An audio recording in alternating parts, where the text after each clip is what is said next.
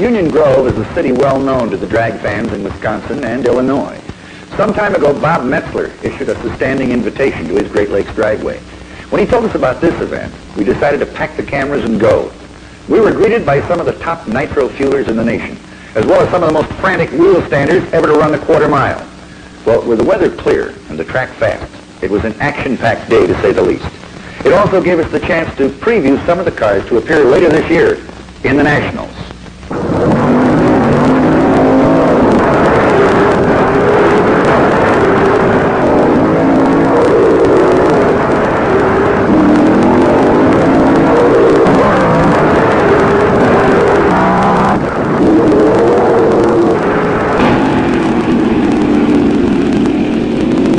Great Lakes Dragway with a vast, wide, 1,320-foot one-way street.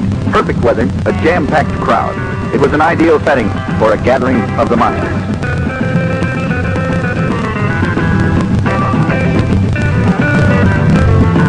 The top speed merchants in the business were here. With them, the most exotic and powerful racing machines in the world. The first round elimination started with a pair-off of Nicole and LaHaye.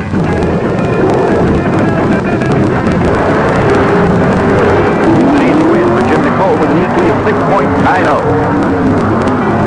Here's the big daddy himself, Don Garlett, going in lane 1 against the Puzzler. Garlett runs away with it and clocks a speed of 199.55 miles per hour. The Golden Greek, Chris Karamanzinas, wins his first round against Nemeth and Novelli with a 6.82, 200 miles an hour, and Novelli blows through the track.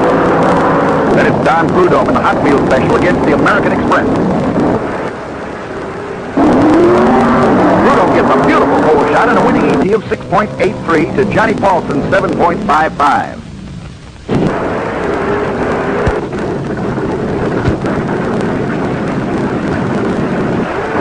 TV Tommy Ivo wins his first match against the Hot Rod Shop with an ET of 6.74 at 197 miles per hour.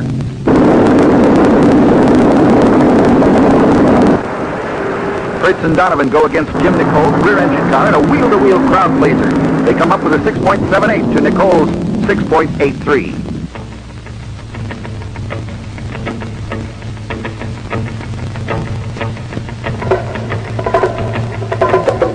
This time, it's the Spirit, driven by Arnie Bailing in lane 1, Steve Carboni in lane 2.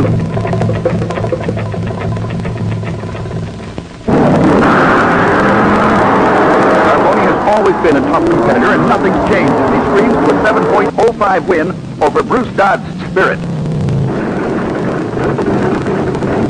Kansas John Wheaton blasts off the line and picks up an ET of 6.81 at 197 miles an hour. It's an easy win over Ma and Pa Hoover.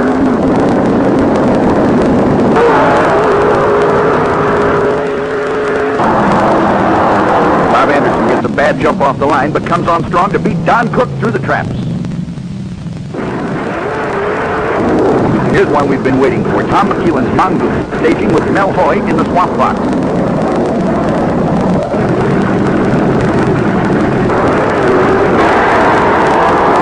This would be too much for Mel Hoy as he sizzles out a 6.76 at 205 miles per hour.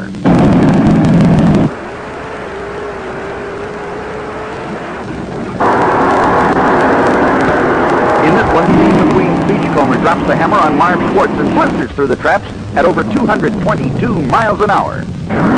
With the Fuelers' first round over, it was time for the wheel standers.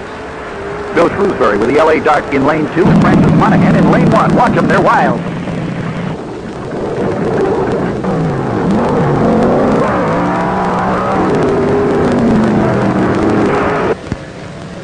Both cars are up for the full run. Monahan wins it, and it looks like Shrewsbury may go all the way to Milwaukee on the rear wheel. Now it's the Red Baron against Dick Hutchins' Chevy Rebellion.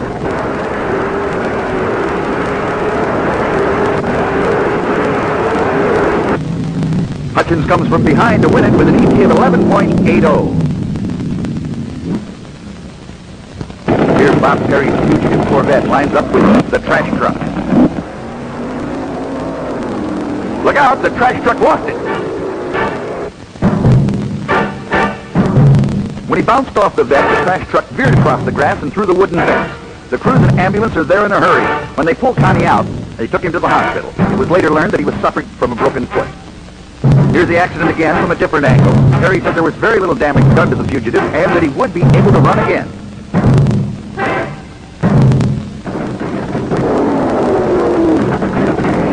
The Hemi under glass stages with Bill Golden's Little Red Wagon. Bob Riggle takes the win in the Hemi under glass at 10.93 at over 125 miles an hour and on the rear wheel. Don Jarvis and Bob Anderson kick off round 2 to the fuelers.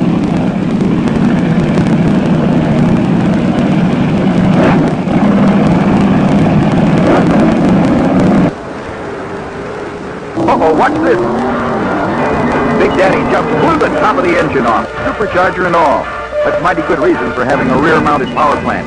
That gives Anderson the win with a 6.69. With his run, Dick Brown in the Crates and Donovan Special put Tommy Ivo on the trailer with a winning ET of 6.62 at 215 miles per hour.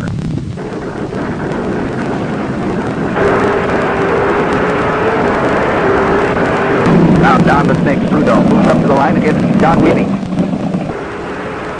Prudhomme's hot wheels are too hot for Weeby, and Don screams through the traps with a time of 6.66.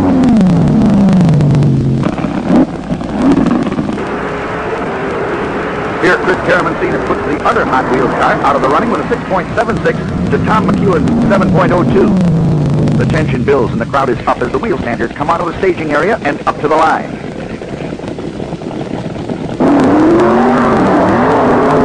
The Chevy Rebellion whips the Little Red Wagon in this run by staying on the rear wheels for the full quarter mile.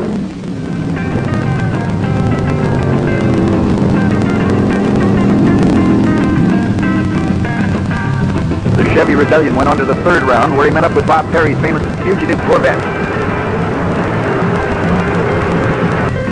The Fugitive parts through the traps, wheels up to take the win, and Bob Perry will be back for the final runoff.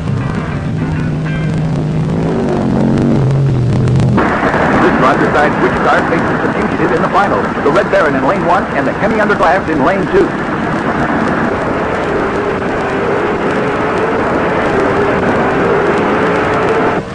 Bob Riggle puts the nose in the air and the Hemi through the traps first with an ET of 11.54. Prudhomme brings his Hot Wheels Scorcher up to the line for the third time. This time it's against Dick Brown in the Crates and Donovan car.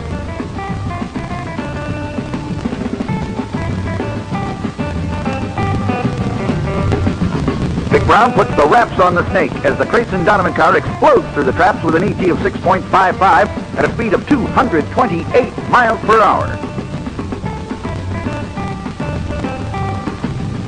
The Golden Greek, Caramencina, polishes off Bob Anderson in this third round with a time of 6.73. And here's the big one, the final run for the wheel standers.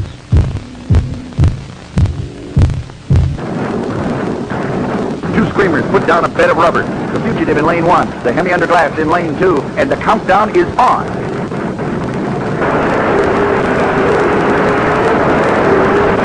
Both cars get a full shot and fire into the air, but Riggle puts the Hemi across the center line, and the wheels come down. Perry's run is perfect with the nose up all the way, and the Fugitive is the final winner. And here's the final go for the Nitro Fuelers. Chris the Golden Greek in lane 1, with the Crates and Donovan Bullet driven by Vic Brown in lane 2.